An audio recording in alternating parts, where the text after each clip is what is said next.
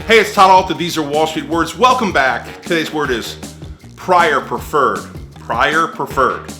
So when you issue preferred stock and you're a public company or a private company, you can issue certain classes of securities. Preferred A, preferred B, preferred C. If you issue preferred A and then you issue preferred B, preferred A is now prior to preferred B. And that may claim certain liquidation preference rights and dividends over the B. Generally, when you want to issue more preferred, you probably have to get the approval of the prior preferred.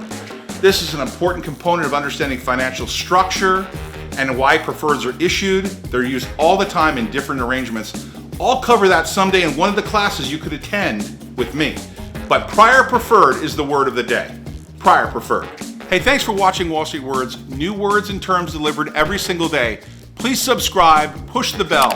If you found this information helpful or you think someone could benefit from this information, please share this video. Thanks for watching our channel. Always good things happening here.